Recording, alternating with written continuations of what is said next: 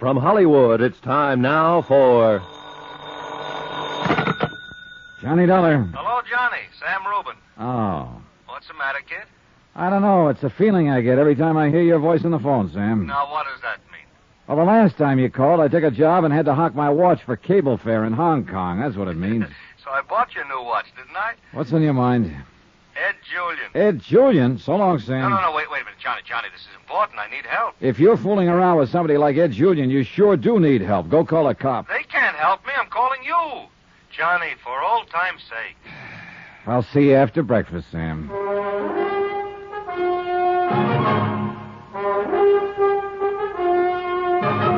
Tonight and every weekday night, Bob Bailey in the transcribed adventures of the man with the action-packed expense account, America's fabulous freelance insurance investigator. Yours truly, Johnny Dollar.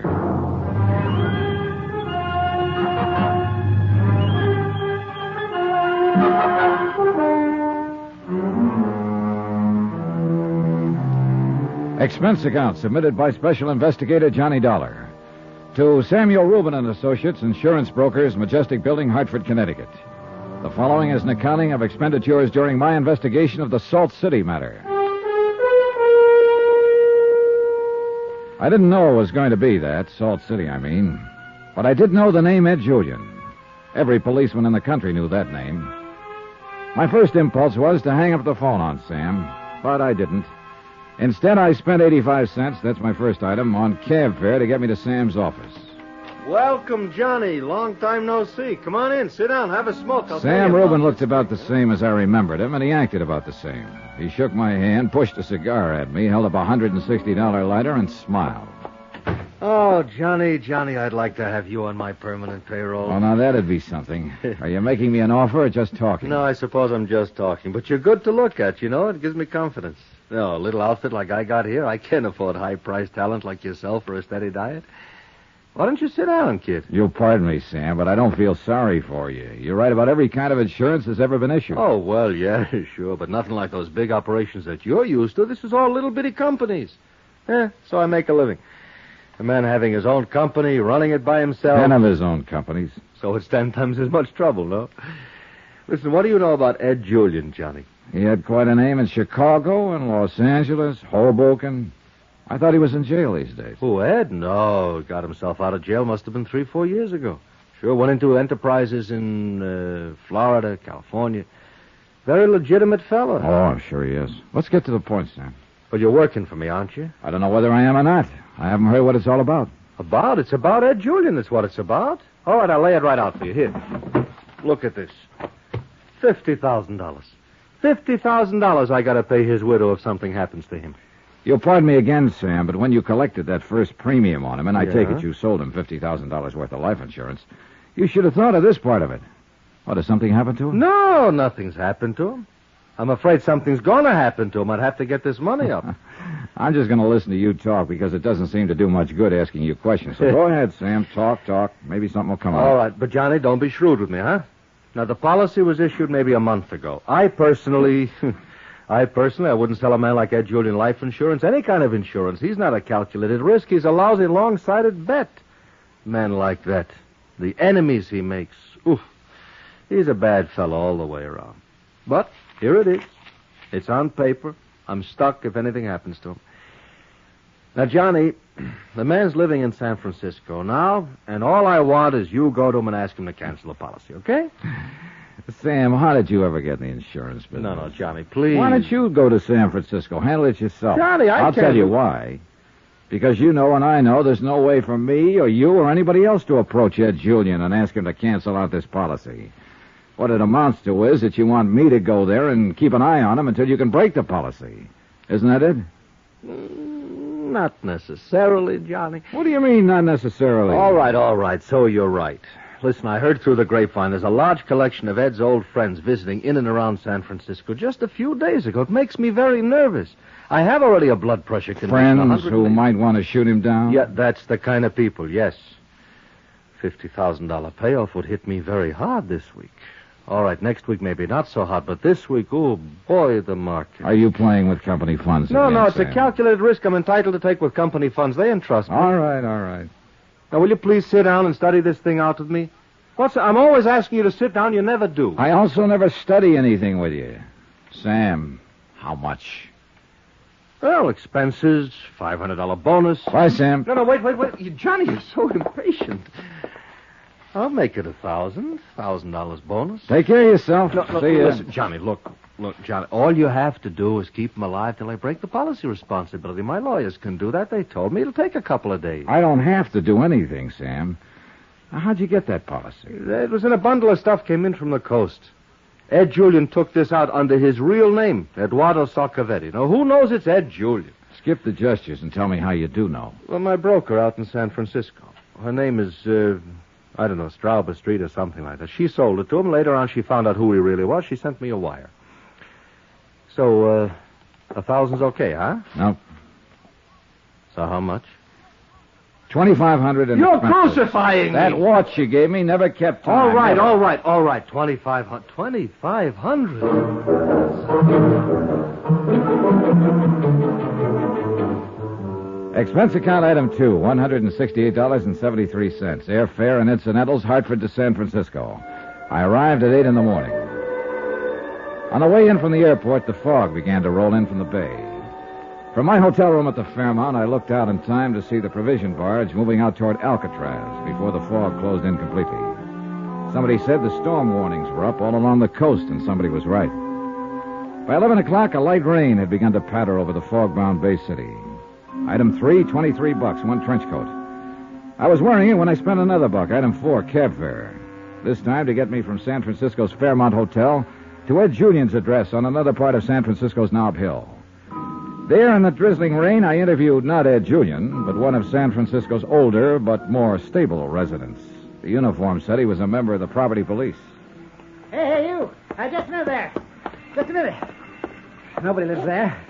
And I hope for your sake, boy, you ain't no Jimmy artist, because I got me a gun under this raincoat. I'm no Jimmy artist. I'm just trying to locate a man named Julian. Ed Julian? That's right. Mr. Sarcavetti lived here.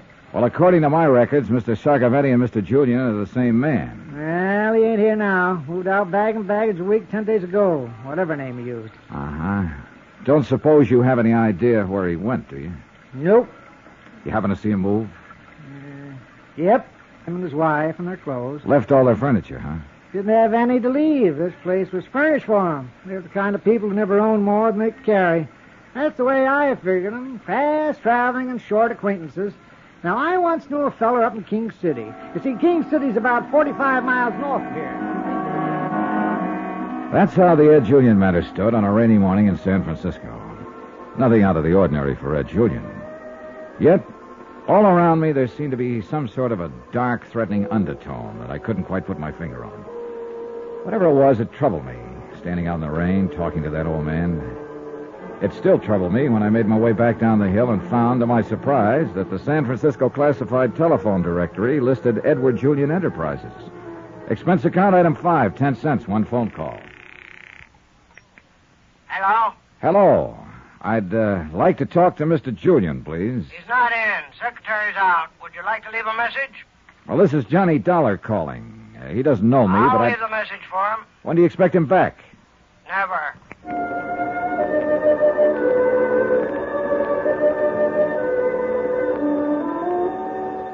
The rain was just starting up again as I stood in front of the floor-level office at Powell and Hooker. On the door it said Edward Julian Enterprises Incorporated. And below it said, walk in. I did. Hello? Hello, who's that? Hello.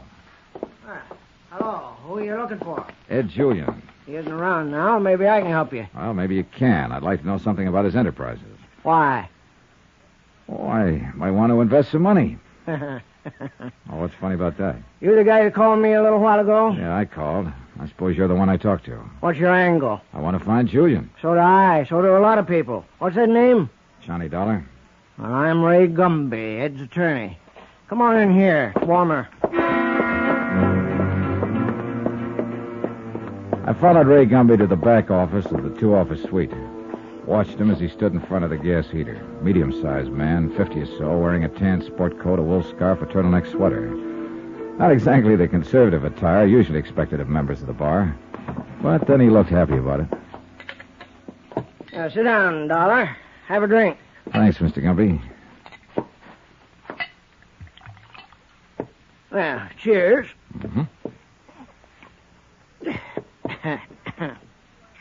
Now, you ask about Ed's Enterprises. Well, I'll tell you right now, they aren't much. He has an oil field, a piece of a gambling casino, a piece of a racetrack, and a part of a ship, and part of a smelter works. What does he do a couple of weeks ago? He up and unloads it all. Oh, I've had a little cold with all this weather we've been having. Why do you want to find him? To protect him. That's cute. Personally, I wish the bum would get pneumonia. He left me holding the sack here. How's that? I formed these corporations for him and acted as chairman on all the boards. Then he sold out from under me. Didn't even bother to say goodbye or pay me off. You want to find him, too, then? You betcha. I'm suing for proper fees. Think it'll do any good, Mr. Gumby? No, I don't think so. I mean, as far as me getting my money goes. But if I can get him subpoenaed, and he ignores the subpoena, the court will issue a warrant on contempt charges and throw his carcass in jail for a while. If he was behind the bars and I went to visit him, maybe I could handle him. The bars between us, of course. Of course. Yeah. You want another knock? No, thanks. You go ahead. That sounds pretty good. It is. Getting him in jail? Yeah, if I can get him served.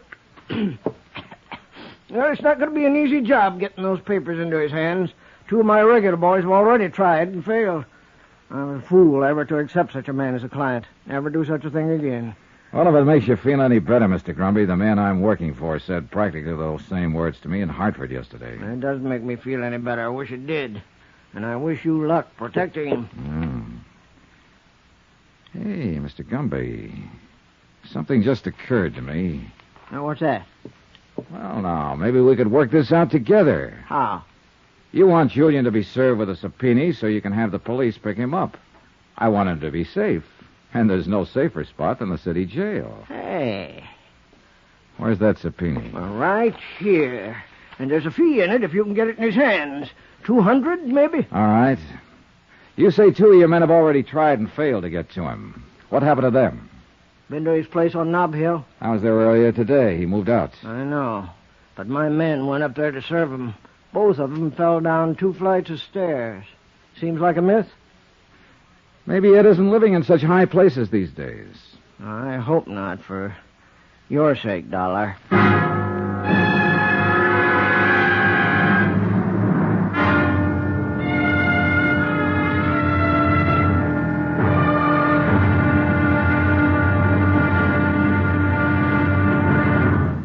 Now, here's our star to tell you about tomorrow's intriguing episode of this week's story. Tomorrow, that's when I begin to find a myth can be stranger than fiction.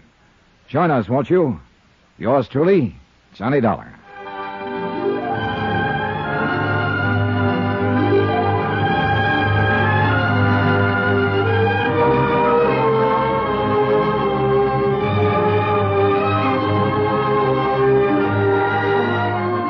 Yours truly, Johnny Dollar, starring Bob Bailey, is transcribed in Hollywood. Written by John Dawson, it is produced and directed by Jack Johnstone. Be sure to join us tomorrow night, same time and station, for the next exciting episode of Yours truly, Johnny Dollar. Roy Rowan speaking.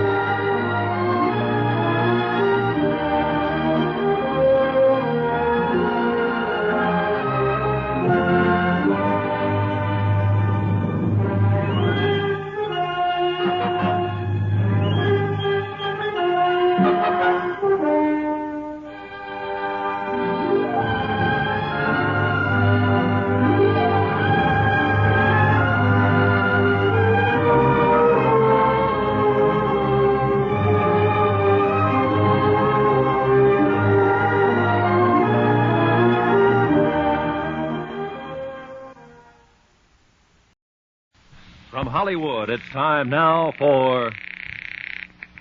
Johnny Dollar. Yes? Skyline Apartments, clerk speaking. Johnny Dollar speaking. What? Maybe you don't remember me, but I remember you. I was there last night and got banged on the head by a pair of hoodlums. I know nothing about it, and I can't talk now. Well, then you can listen. I'm coming over there in about an hour. I hope your two hoods are there when I show up. Would you tell them that for me? I'll deliver the message, if you wish. Do that.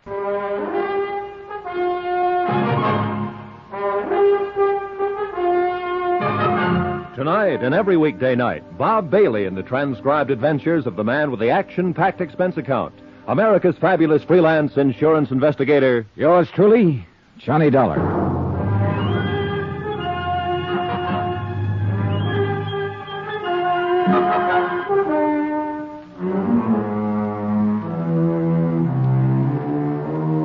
Expense account submitted by Special Investigator Johnny Dollar. To Sam Rubin and Associates, Insurance Brokers, Majestic Building, Hartford, Connecticut. The following is an accounting of expenditures during my investigation of the Salt City matter. Expense account item 8, $10. Medical bill for 2 stitches in my scalp. Item 9, 10 cents. One more phone call. To the prettiest insurance broker in San Francisco. You said you'd buy me lunch. Something's come up. I don't care what you say. You said you'd meet me. Meet me. Item 10, $2. More of that ever-loving cab fare. This time I kept the cabbie waiting outside Eleanor Stover's apartment. Johnny.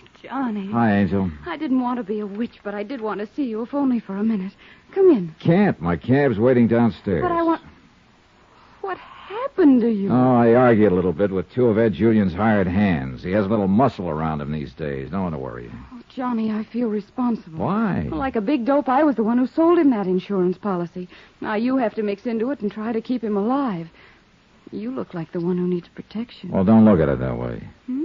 If you hadn't sold him the policy, I'd never have come to San Francisco, and I'd never have met you. And you wouldn't be here right now. I'll call you later. Ellie, Yes, Johnny? I didn't tell you this part. I'm going to serve a subpoena on him and try to get him to appear in court. I don't expect he'll pay any attention to it, and then they'll issue a warrant for his arrest for contempt of court. I figured he'd be as safe in jail as anywhere else. What subpoena? An attorney who worked on a few deals with him, a man named Ray Gumby. Oh. Take care.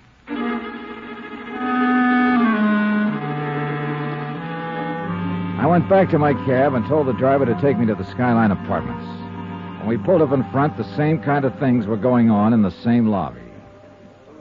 Well, Hello, Moisha. oh, Mr. Swift, Let me. Swifty. Swifty. you're in here looking for trouble, and you're going to get it. I thought you found that out once. I sure did, and I sure am. Where's your tall, skinny friend? He's coming. Luke? You. Well, if it isn't the Rover boy from Hartford.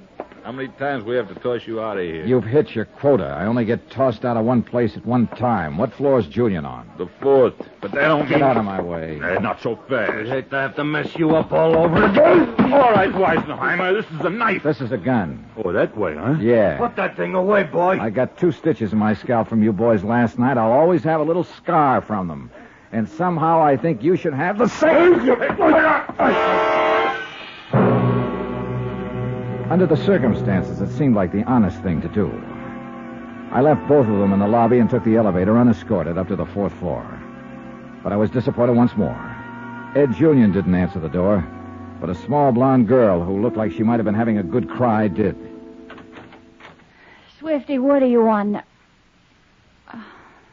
You're not Swifty. Is Ed Julian here? Swifty didn't let you come up here. He won't let anybody up here. How'd you get inside? Why don't you invite me in and I'll tell you all about it? Are you a policeman? No, ma'am. All right. Why not? Come on in.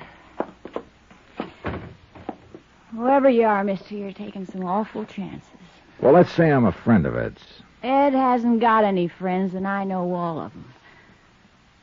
What's your name? Johnny Dollar. Where do I find him? I'm Ed's wife. My name's Lorraine. I know you. I know a friend of yours, Eleanor Stover. She said she went to high school with you about 10 years ago. 1,000,000 years ago. At least 1,000,000. How did you know her? I'm in the insurance business. Do you expect Ed back soon? I don't expect anything anymore. No. What do you want to see him about? Business. I'd like to wait for him. You got this far, you might as well. What about Swifty and Luke downstairs? They were glad to see me come up. You want a drink or something? You ought to take off your hat and coat. It'll be cold for you when you...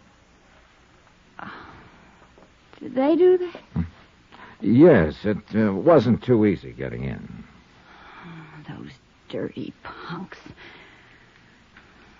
Can I fix it or something? Doctor just tucked 2 stitches in it. It'll be okay. I'm sorry. You seem like a nice guy. Well, you seem like a nice girl. What? I said you seem like a nice girl. Nobody said anything like that to me since I married Ed. You're supposed to be nice when I love somebody like Ed Julian. Well, my job is to protect him. From who or what, I don't know, but to protect him. I want to find him. Well, you won't protect him here. He hasn't been here for a couple of days. Where is he? How should I know where he is? How should I know? I'm only his wife, the hired girl. Those others came in town. What others? Those from the east. Ugly men with... Yesterday... No, I guess it was the day before. Ed was here with one of them. A man named Chili Winters. They sat right there, drinking, talking. Then they both went out together. I didn't like the way that Chili looked. Where'd they go? I don't know. Oh, get out of here, Johnny. You aren't going to find him here ever. Go on. Beat it. He'll kill me if he found me talking to anybody. He'd kill me, I know it.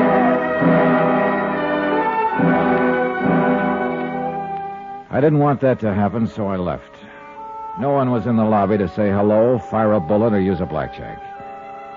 I spent another hour downtown at the Hall of Justice looking up the record of Chili Winters, a list of felonies ranging from armed robbery to assault with a deadly weapon. He'd been convicted twice on the latter charge, once in Michigan and once in California. It seemed likely that tracing him might prove helpful in locating Ed Julian, but he was not to be located either. About 3 o'clock in the afternoon, after a fruitless day of trying to locate Winters or Julian or both, I went back to my hotel room. Oh, Mr. Dollar. Mr. Dollar? Now what? Do you remember me? The desk clerk at the Skyline? Yeah, I remember you. I must apologize for what happened. I mean, all the trouble you had with Mr. Swift and Mr. Luke. They didn't handle the matter very well. No, they didn't. What's on your mind? Well, I'll be very blunt. 2 things are on my mind. Ed Julian and your problem in locating him. I'm just a desk clerk.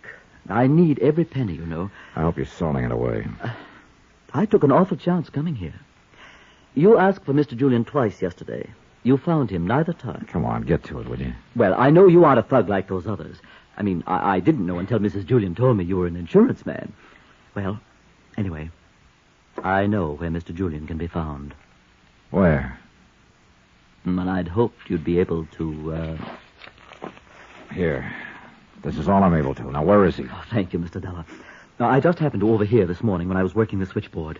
Mr. Julian, well, he's in Salt City, California.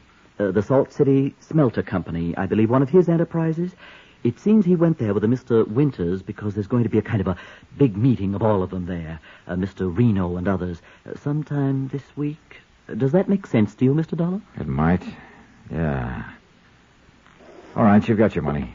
Oh, yes, thank you, Mr. Dollar. Oh, and please don't mention to anyone that I was here, that I disclosed this to you. I'd lose my job if it got out, and A local filling station furnished a map of California, which located a place called Salt City about 300 miles away in the desert. I decided to ask a man who might know about it, Ray Gumby, attorney at law. Uh-oh. What? I've handled correspondence from there. Not on the beaten path. Well, that doesn't tell me much. As near as I can gather, it's an enterprise town, lock, stock, and barrel. If Ed Julian's gone over there... Well, let's forget all this, at least my part of it. Why? I don't want you to go that far in trying to get him back here. Salt City's real bad news. Yeah, sounds like it, Mr. Gumby. Let me ask you something. Why are you going this far on this case? Sounds like a loser to me. I don't know, Mr. Gumby, I don't know.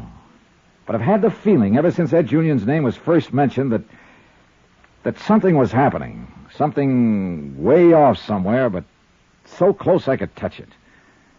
That's funny. I've had the same feeling. Expense account item 11, $38. Transportation. By train, San Francisco to Salt City and return. It was just coming up dawn when the conductor nudged me out of a restless sleep and told me the Salt City stop was 60 seconds long. I took my bag and stepped off onto the dry, sun-baked clay that served as a station platform. Then I looked around and saw a yellow, grimy little town stuck along one side of a yellow, grimy little mountain. The stacks from an immense smelter rising up to the skyline, the smell of phosphorus and coke in the air.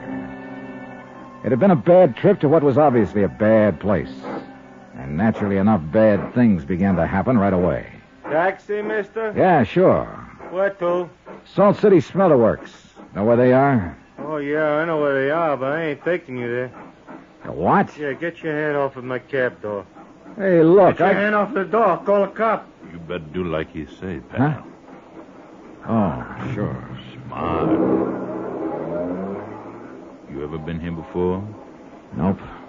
This is the end of the line, pal. I've been here twice. Both times I promised myself I'd never come back again. And what are you doing here now? Accident. They kicked me off that freight. I get nightmares about this place. I remember the first cop I ever met here in Salt City. While I was spelling my name to him, he hit me in the face several times. Oh, it was by mistake, of course. But don't risk any mistakes, friend. I'm not going to be here long. That's good, that's good. That's real good. You know what? What? Somebody made this dump and then forgot about it. Just plain forgot about it. Let's see.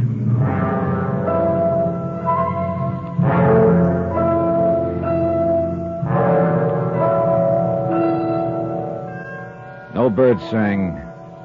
No dog barked. No cock crowed. Nothing. Nothing but that feeling inside of me and something saying, it's going to happen here. It's going to happen here.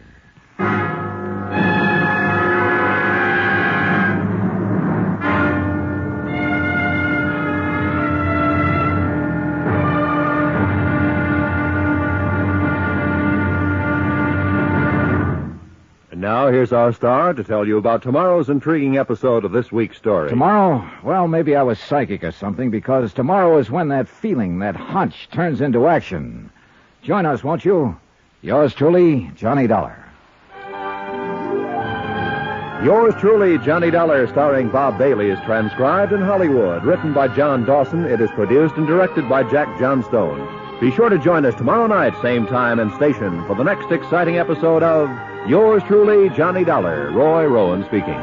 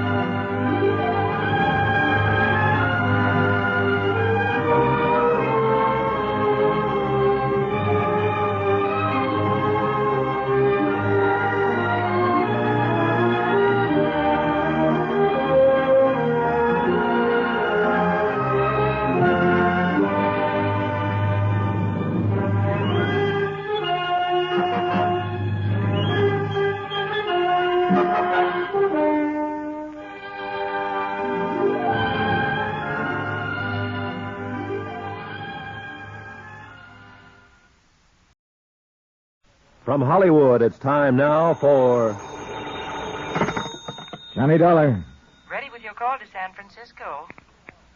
Go ahead, please. Hello. That you, Johnny? Yeah, I'm in Salt City. I'm surprised they have phones there. How does it look? Located Ed Julian yet? I just got here. It looks terrible, and I haven't even located a hotel room. Mr. Gumby, if I have any luck at all, I'll be back in San Francisco by tonight. With Ed Julian? I'll serve the subpoena on him if he's around. From what I've been able to pick up, there isn't much of a law enforcement agency here. You get that subpoena in his hands, and he'll have to answer to it. He's still in this county, even if they have to use state police to grab him. Okay. Anything I can do for you here? Yeah. Find out how a town like this ever got built.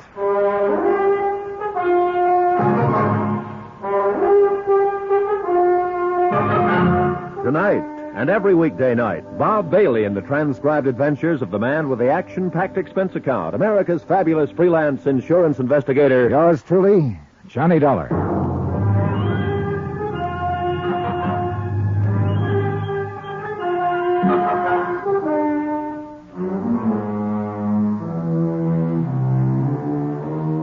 Expense account submitted by Special Investigator Johnny Dollar to Samuel Rubin and Associates, Insurance Brokers, Majestic Building, Hartford, Connecticut.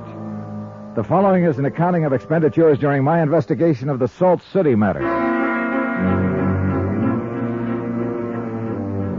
It all started when Sam Rubin asked me to bodyguard Ed Julian. Julian was supposed to be in San Francisco, but I never saw him there. I saw his wife and his lawyer and the insurance agent who had sold him the policy, but no Ed Julian. And then a clerk at his apartment told me about Salt City. He didn't tell me much else. I found the rest out for myself. I checked my bag in the station locker and walked over to the Salt City Bar and Grill. Expense account item 12, 10 cents, coffee. Just getting on the train? Yeah, a few minutes ago. Everybody calls me Connie. Everybody calls me Johnny. That's nice. Never seen you around here before. Well, I've never been around here before. Gonna stay long? I hope not. No fault of yours. I can't blame you. As soon as I get a steak for myself, I'm pulling out, too. All kinds of funny things going on around here. Now, for instance, last week Oh, hello, Mr. Reno. I recognized him from the Landry killing that he'd stood trial for in Baltimore in 1950. He still looked like his pictures, tall, thin, quiet. I'd always wondered where he disappeared to after his lawyer got him off with a bought jury. My name is Jim Reno. I run this restaurant. Everything all right? Everything's fine. Oh, it's good. Good. You ought to have some of us, too. This time of morning? Sure, just the thing. Connie, why don't you go back in the kitchen and put some stew on the fire, huh? Well, Mr. Reno, I don't cook. You know that. Learn. Yes, sir. Yes, sir. You wouldn't be connected with the Salt City Smelter Works, would you, Mr. Reno? I own them. With some other friend. Then you might know Ed Julian. I understand he owns... Yes, I know Ed. He's out there at the Smelter Works, staying in a cottage right by the office. I'll call you a taxi if you like. Well, the last taxi driver I asked to drive me out there threatened to call a cop. Well, in this town, it's better if I call. You know, small town. Sure. Finish your coffee, Mr. Dollar. What? I'll call the cab for you. I own the taxi company, too. Expense account item 12, 10 more cents, more coffee. While I waited for the cab to appear. Somehow I wasn't surprised that Jim Reno had been able to read my name in the coffee grounds. But by that time, I'd learned not to be surprised by anything in Salt City. Item 13, 50 cents tip. The cab ride out to the Smelter Works was on Mr. Reno. The chimneys and stacks were dark and sullen against a gray, storm-gathering sky. The only sound was a gasoline generator somewhere. Lights were on at intervals across the smoky area. One dim light burning in a little yellow cottage just inside the main gate caught my eye. No one seemed around to ask questions of me, so I walked in. Ed Julian and another man I didn't recognize were sitting in chairs opposite each other. Neither of them moved or flicked an eyelash. They just sat there, propped up, staring at each other. I got closer and decided one could get surprised in Salt City. They weren't dead. Dead men don't perspire. Dead men don't have pulses. Dead men don't breathe. They were just kind of in between. If you ever walk into a house in Salt City and find two men just sitting in a room, quietly staring at each other, and they aren't dead, turn around and walk out. Johnny Dollar. Don't fall down on your hands and knees and crawl around the floor like I did. Don't start to laugh to yourself about nothing at all. Don't get weepy and perspire. And don't prop yourself up against the wall and wait for something to happen. Then I could see somebody standing beside me looking down. I couldn't move my arms or my legs, and that seemed pretty funny. Somebody laughed about it. Then it came to me I was doing the laughing. The noise was coming out of me. Somebody leaned down and took my gun out of my shoulder holster. He was wearing gloves and dark glasses. And then all at once he had a face. Easy, Dollar, easy. I'll just take this. Sure. I know all about it. All about it. What is this? What? You came to town looking for Ed Julian so you could protect him. Maybe serve a subpoena. Get him in jail. Well, Ed don't need no protecting. You can see that. He don't need no subpoena. He don't need anything, Dollar. Not now. You hear me? I hear. You slipped me something at the cafe. Nah, don't you worry about that. You see, Dollar, you were just out on a regular job for Sam Rubin. But you got in a fight in Ed's place in San Francisco, bashed up a couple of his boys. You came over to Salt City looking for him. You walked in this place, and Ed was sitting here talking to Chili Winters. That other fellow's Chili Winters? Nah, you're getting it. Chili Winters, a big powder from the East. Bad boy. Ed didn't want you to protect him, did he, Dollar? No, he didn't. He didn't want to take the subpoena. No, he didn't. So you argued with him, didn't you? No. You argued with him like you did with a pair of his boys in San Francisco. You beat them up.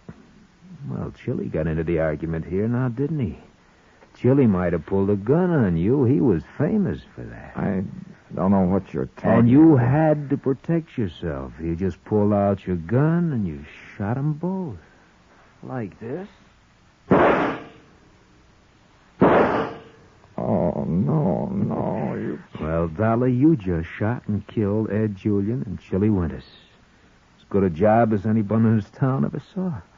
And I saw it. Guess I'll have to call the police. An autopsy report will show they were drugged before they were killed. And how are you going to explain that? We don't believe in autopsy reports in Salt City. All our police need is your gun. It won't work, Reno. Now, Dollar, you know it will. You'll be arraigned, indicted, and tried right here in Salt City. It'll be second degree or self-defense, maybe. Now, if I'd have done it, or some of the boys had done it, there'd have been all kinds of trouble from San Francisco to New York. This is the way it was figured. This is the way. You walk right into it. Right smack into it. Hey! You crazy fool, you can't do anything. He got to his feet and tried to drag me up with him, and then both of us toppled over into a lamp. And then I had the lamp base in my ear.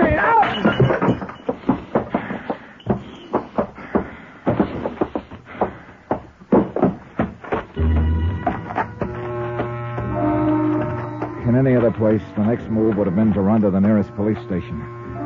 But from what I'd heard of the brand of law and order practiced in Salt City, that wouldn't have been much help to me. Instead, I walked the 3 miles back to town, making my way over the crusted arroyos and cactus lands that seemed to surround it.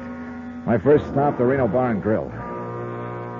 Oh, my, what happened to you? That's about the longest story in history. Anybody around? Just you and me, Johnny. My full name's Johnny Dollar. I'm an insurance investigator. I came here to see Ed Julian. I saw him shot to death. What? Now, listen to me. I saw him shot to death, along with a man named Chili Winters about half an hour ago. Jim Reno did the shooting with my gun. I better call a police. Wait, now listen to me. Remember, I came in here from the station. I made a phone call from that booth outside there. Yeah. I sat down, had some coffee, 2 cups. We talked, I remember. Do you remember putting anything in my coffee? Me? What are you talking about? Somebody did. Probably Reno when he came up. Now, look, you said something about wanting to get out of Salt City. Well, sure, but... Now's your chance. I'll get you out of here. How? You got a car? No. All right. Can you buy one for this? $3.50? I think so. Go do it. I'll wait here for you. Well, you better not wait here. My room's across the street, second floor. Use the back stairway. I'll be there in a half hour. Expense account item 14, $350. One automobile, 1948 vintage. The waitress returned with it in exactly 1/2 hour. In another 10 minutes, the time it took her to pack 2 suitcases, we were on the road to San Francisco. Item 15, $18.30, gas and oil. It took us 7 hours and 20 minutes to make it. Item 17, $50. I gave the waitress the car and the money, then went back to my hotel, showered, shaved, and changed clothes and made a phone call. Who? Johnny Dollar, Inspector. You're wanted for murder in Salt City. Police all over the state are looking for you. Yeah, I thought they might be. Inspector, I'll be glad to explain all of it, but I need some time. Come on down and explain it, and then we'll see if you can have any time. Now listen to me. I was sent to Salt City to be a patsy. Reno wanted to get rid of Ed Julian and Chili Winters. Where are you? Never mind. Well, you've got 5 minutes to get down here and turn yourself in. Otherwise, you'll go out on an APB. I got out of the hotel in about 20 seconds. A cab picked me up, and I spent item 15, $3, transportation getting to Ray Gumby's office at 8 Julian's Enterprises. No Ray Gumby. Item 16, $8, more cab fare. This time locating Ray Gumby's home address, an apartment over in Berkeley. He took a long time to answer. Dollar. I don't know how he ever made it with the 2 holes in his neck. He lurched forward and I caught him. Who did it, Mr. Gumby? Swifty and Luke. You met him at Ed's apartment house. Came by about an hour ago. What's it all about? Why, Johnny? Why?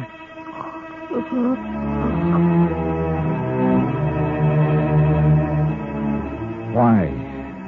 It was a good question. Little Ray Gumby was a dead attorney. And Ed Julian and Chili Winters were dead gunsels. Why? Everywhere I seemed to go, people were dying hard, violently, without apparent reason. Why? I had one idea. Same old thing. The feeling, the old feeling. It didn't explain anything. It was just there.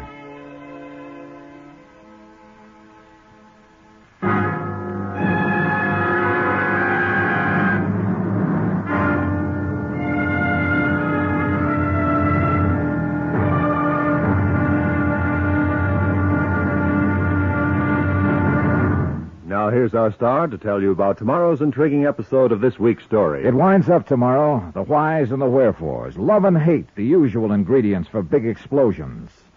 Join us, won't you? Yours truly, Johnny Dollar.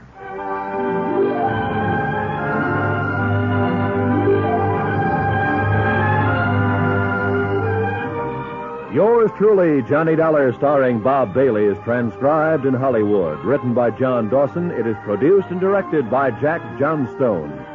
Be sure to join us tomorrow night, same time and station, for the next exciting episode of Yours truly, Johnny Dollar. Roy Rowan speaking.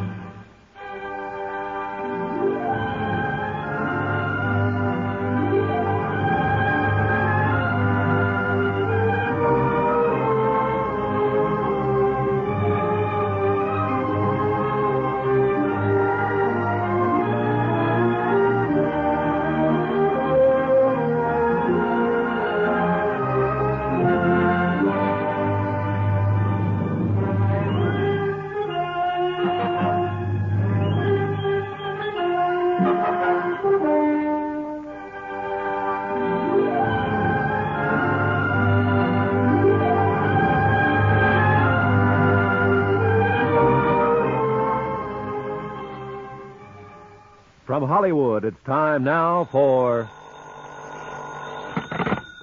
Johnny Dollar. Johnny, this is Ellie. I've been worried to death about you. You might be even more worried when the papers come out. I'm wanted for murder. Johnny. Now listen to me. I don't have a lot of time to explain it to a policeman. I didn't kill anybody, Ellie, but I need help. Where can I meet you? If I remember right, there's a coffee shop over I'll on... be looking for you all over town? Yeah, I suppose so. We better not pick any place like that. Ford convertible, a 52. You know where Fisherman's Wharf is? Yeah? Go there. Watch for me.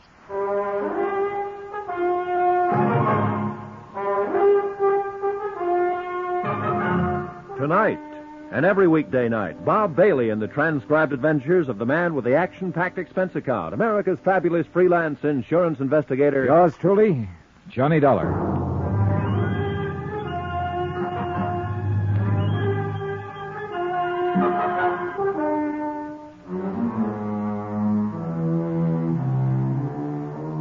Expense account submitted by Special Investigator Johnny Dollar to Samuel Rubin and Associates, Insurance Brokers, Majestic Building, Hartford, Connecticut. The following is an accounting of expenditures during my investigation of the Salt City matter. Expense account item 19, 25 cents, car fare to Fisherman's Wharf. Standing there in the light rain, it occurred to me that 48 hours had gone by since I'd last closed my eyes.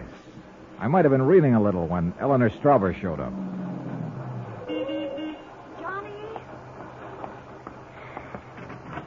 Johnny.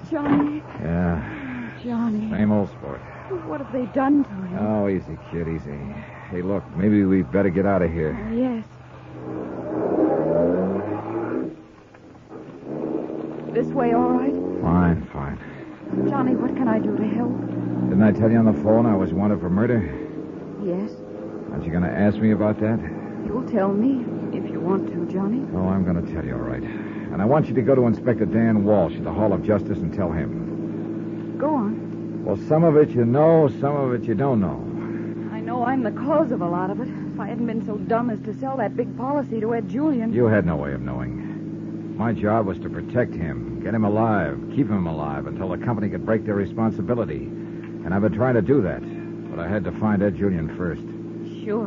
One of my best leads was an attorney named Ray Gumby. He hoped to get Julian into custody one way or another in jail. That seemed a pretty good way for me to protect him. I got a tip from a hotel clerk that Ed was in Salt City with Jim Reno and some others. Go on, Johnny. Well, I took the train over to Salt City with a subpoena to find Ed. He was there, all right. But Jim Reno found me first. He drugged my coffee, and when I went out to see Ed at the smelter works, the drug began to work. I saw Ed and Shirley Winters. They were drugged, too. Reno came in a little while later and shot them with my gun. I got away from Reno. He was going to haul me down and let the Salt City police charge me with murder. I think he owns the Salt City police force, too. I managed to get back here early this morning. I called the police and tried to explain all this here, but they wouldn't listen. I went over to see Ray Gumby. Ellie, Gumby was dying when I got there. He'd been shot twice. I don't know if the police know about him yet or not. Then I called you. Who shot Gumby? There was those two thugs I tangled with over at Ed Julian's apartment, Swifty and Luke. Only names I know them by. Reno killed Ed Julian and Shirley Winters? Yeah. Anything else? Oh, no. One place the police won't be looking for you is my office. There's a nice couch there. You need some rest. She drove me over to her office, and 10 minutes later, I was asleep. About 7 o'clock, I woke up, and for the first time in days, my head was clear. Clear enough to think of a man with a pencil-marked mustache who'd sold me information about Ed Julian being in Salt City. I found him in his rooms. Oh. Yeah, we got business. What are you... Hey, please, my lapel. You worry about them good and hard. I'm worried about the two men I saw murdered in cold blood in Salt City yesterday. I'm worried about the man who died in my arms early this morning. Most of all, I'm worried about myself. Please! Now, look. When you came to my hotel 2 days ago, you were taking a big chance about telling me where Ed Julian was. But it didn't make sense, because your kind don't take chances. What do you mean? I mean somebody paid you to look at me and tell me Julian was in Salt City. Oh, no, Mr. Dollar. Oh, Ed's wife didn't know he was there. The police didn't know he was there. No one but you. Now, once again, who paid you to tip me off that Ed Julian was in Salt City? Honestly, Mr. Dollar, I'm just a clerk there. It was just as I explained. I happened to be working the switchboard, and a call came in for Mr. Julian, and I just happened to overhear... You're lying. Please. I was in Ed Julian's apartment. His calls don't come through your switchboard downstairs. He's got a private line. Please. Now, once more. Who paid you to tell me that Ed Julian was in Salt City? No one paid me. Who was it? Tell me please, Mr. Dollar. Who is it? Mr. Mr. Julian himself. What? Honestly, it was Mr. Julian. Before he left town 2 nights ago, he told Mr. Swift and Mr. Luke, all of us, to make it difficult for you. And then he sent me a special delivery letter with $50 in it and told me to go to you and tell you he was in Salt City. Okay, relax. What? I don't want you to make a move. I just want you to stay where you are for the next half hour. Clear? Expense account item 20 cents phone call to Eleanor Strober. Johnny, are you all right? I'm getting better every minute. Did you talk to the police? Yes. They want to see you very badly. I'll go to see them as soon as I clear up some other business. Johnny, be careful. Don't worry about me. Did you tell them about Ray Gumby? Yes. They found his body. You have an awful lot of explaining to do. Now, look, I got another pickup for them. What? Not a body, just a hotel clerk. He's in his room at 412 Turk Street. I think he'll be out cold for another 10 minutes. I just conked him. Well... Phone the police and tell him to send somebody out to pick him up. He's part of my story, and he'll tell it. But, Johnny... And tell him to be sure and pick up Swift and Luke for Gumby's killing. Got all that? I think so. See you later. Johnny, be careful.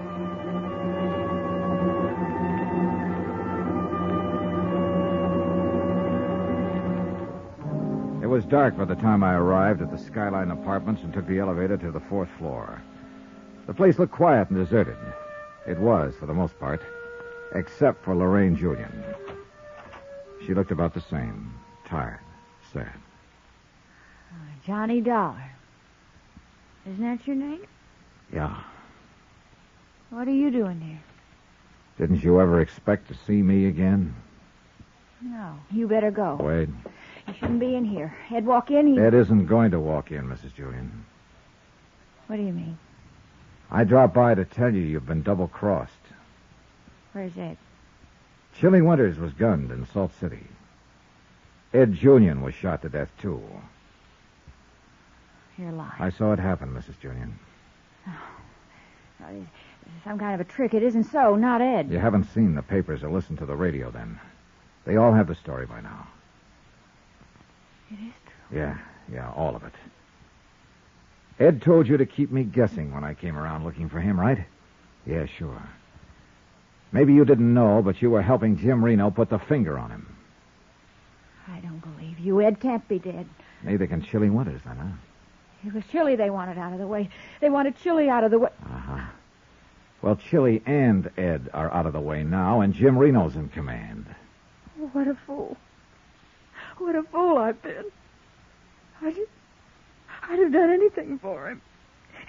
He asked me to get you to go over to Salt City. I loved him. There's no way to bring him back, Lorraine. But you can help me get Jim Reno.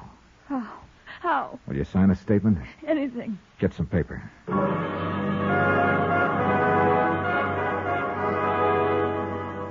I wrote it while she sat there and helped me fill in the details. How Ed Julian and Jim Reno planned to get rid of Chili Winters. How Ed Julian took Chili over to Salt City with him. How before he left he knew that Ray Gumby had a subpoena out for him and that I, if tipped off, would eventually wind up in Salt City and be a patsy for the killing of Chili Winters. Only Jim Reno decided he'd be better off if Ed and Chili were both out of the way. Do you think this will do any good? Can we get Reno for killing Ed? In a Salt City court, no. But it stands a good chance in this town. How about Gumby? Luke. And Swift. I know. Why? Mr. Gumby knew all about the Enterprises. If there'd been any kind of investigation. So they just put him out of the way, huh? Yeah. Nice people. That's one trouble. You never usually ask about the people you fall in love with. You just go ahead and do it. We better find a notary public. I have to turn myself into the police. A lot of things have to be explained to them. I think you'd better get over to Salt City and explain some things there, Donna. Mr. Reno. Yeah. Hello, Lorraine. How's tricks? You killed Ed. Didn't this insurance man tell you that he shot him? Huh? Well, don't you worry. You got $50,000 coming to you now. You want to thank him. 50,000 is a lot of money. Why, you... Easy, sugar. I'm liable to blow your head off. You killed Ed. I did it for this fella. I do, kid. Only room for one guy in our business, and that's me. Kind of figured you'd be here, Dollar. You're a tough man. Come on. You and me, we're going back to Salt City. The police say I want to talk to you. I'm still your patsy, huh? You're still it, brother. They want you as bad as ever where I run things.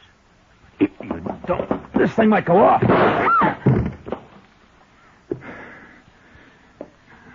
Don't move, Lorraine. Is he dead? No, lie still. I'll call a doctor. Once you said I looked like a nice girl.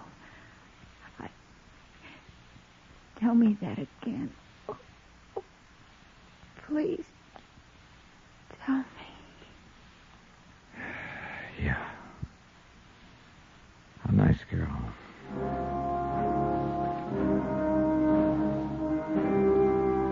Expense account, item 21, $1,000, legal fees. To get a lawyer to explain formally what had happened. Item 22, $130, room and board. 23, $135, plane fare to Hartford, and, Johnny? Bye, Johnny. Bye, Ellie. The next time I sell an insurance policy, I'm going to ask for character recommendations. Then I won't get a nice fellow like you and...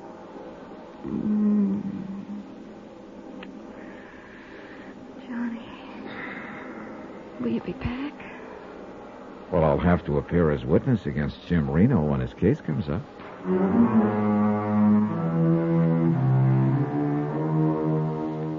Item 24, $2, 2 drinks. Yep, for Eleanor and me. Expense account total, $3,262. Remarks, none. Yours truly, Johnny Dollar.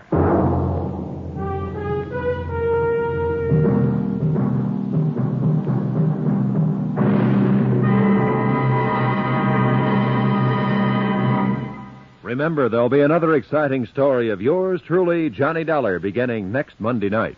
Next week, proof that a dog's life sometimes isn't so bad. A case that starts out like a lark, just one big joke, but isn't funny for long. Join us, won't you? Yours truly, Johnny Dollar.